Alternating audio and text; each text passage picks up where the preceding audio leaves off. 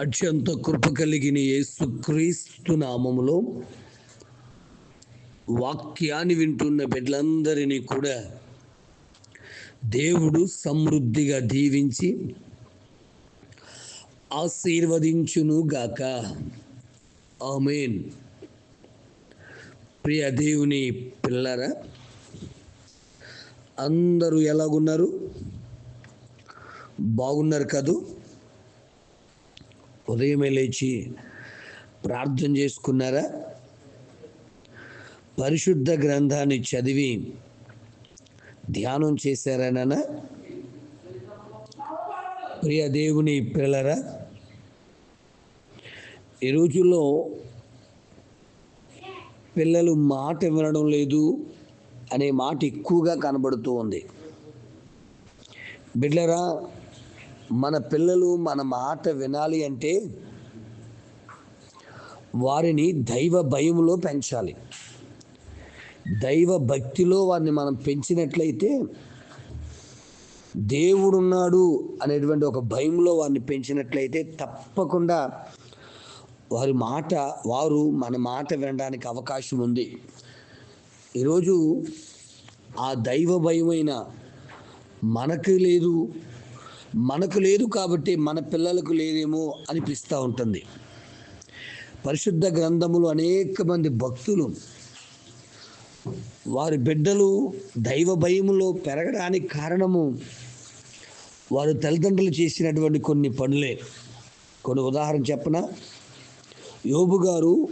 యోబు గ్రంథం 1వ అధ్యాయం 5వ వచనం చూస్తే, అరుణోదయమును లేచి వాని పిల్లల కొరకు మరి దహన బలి అర్పించినట్టుగా మనం చూస్తున్నాం. బిడ్డలను పొందుకున్నాం, మంచిదే.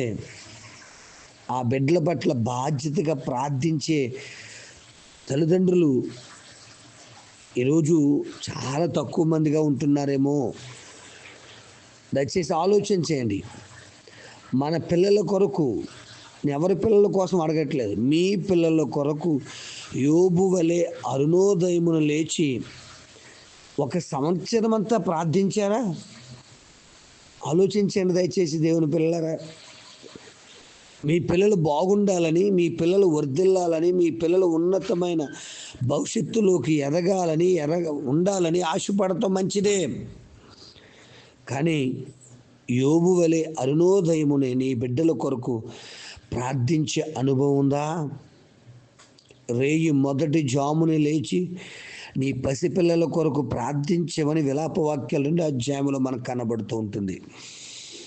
బిడ్డలారా, ఈ రోజున యోబు వలె బాధ్యతగా ప్రార్థించే తండ్రులు కావాలి. రెండోదిగా చూస్తే దేవుని బిడ్డలారా, 1 సమూయేలు గ్రంథం 1వ అధ్యాయం 24 నుంచి 28 వచనాలు చూస్తే, హన్న సమర్పణ గొప్పది.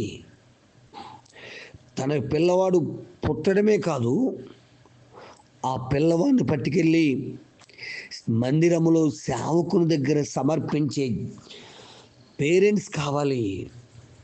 అందుకే సమూయేలు అంతటి ప్రార్థనాపరుడయ్యాడు. తల్లి, తండ్రి, నీ బిడ్డలను మందిరం పరిచర్య కొరకు సేవకుని దగ్గర అప్పగించే అంత సమర్పణ ఉందా? ఆలోచించేయండి. హన్న ధనవంతురాలు, ఏమీ లేక తీసుకెళ్ళి పాస్టర్ గారి దగ్గర పెట్టలేదు. అన్నీ కలిగి ఉండి, అంత స్తోమత కలిగి ఉండి తీసుకెళ్ళి సేవకుని దగ్గర పరిచర్య చేయడానికి సమర్పిస్తుంది. మన బిడ్డలను దేవుని పని చేయడానికి సమర్పణ కలిగిన అనుభవం మనకుందా? ఆలోచించండి. యోబు వలె బాధ్యత కలిగిన పేరెంట్స్గా ఉన్నామా? హన్న వలె సమర్పణ అనుభవాన్ని కలిగిన బిడ్డలుగా మనం ఉన్నామా? దయచేసి ఆలోచించండి బిడ్డలారా. ఎందుకంటే మన పిల్లలు గొప్పోళ్ళు అవ్వాలంటే ఈ విధంగా పెంచాలి. బైబిల్ గ్రంథంలో దయచేసి యుకేబేదు అనగా మోషే తండ్రి అమ్రాము, మరి ఆ భార్య భర్తలకు 3 బిడ్డలు ఇస్తే ఆ ముగ్గురిని దైవ భయంలో పెంచారు, దైవ పరిచర్యలో పెంచారు. రాణిగారు నా కొరకు పెంచమంటే ఆ తల్లి దేవుని కొరకు పెంచింది. బిడ్డా, నీ బిడ్డల్ని ఎవరి కొరకు పెంచుతున్నావు? ఆలోచించు. దేవుని కొరకు పెంచుతున్నావా? లోకం కొరకు పెంచుతున్నావా?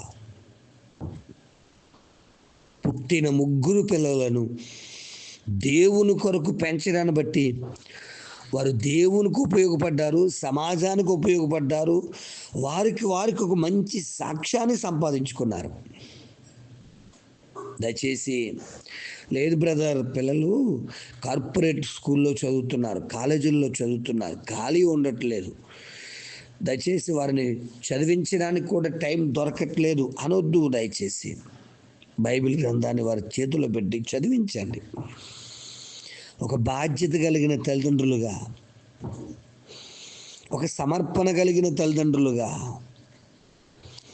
బిడ్డలను దైవ భయంలో పెంచగలిగిన తల్లిదండ్రులుగా. దయచేసి గమనించండి. ఎలిజబెత్ అమ్మ లూకా సువార్త 1:6 ఆ ఎలిజబెత్ జకర్యాలు దైవ భయము కలిగిన వారు. అందుకే యోహానికి దైవ భయం ఎక్కువ. దైవ భయం లేని వాడిని గద్దించే మంచి స్థితి కలిగిన నాయకుడిగా తయారయ్యారు. దేవుని బిడ్డ, ఆలోచిస్తున్నారా ఈ విషయాన్ని? దయచేసి గమనించండి, మన బిడ్డలను ఎలా పెంచుతున్నాం. దైవ భయములో, ప్రార్థన సహవాసంలో, పరిచర్యలో మన బిడ్డలు పెంచుకోగలిగితే ఆ తర్వాత మన పిల్లల కోసం మనం ఏడవలసిన పని లేదు.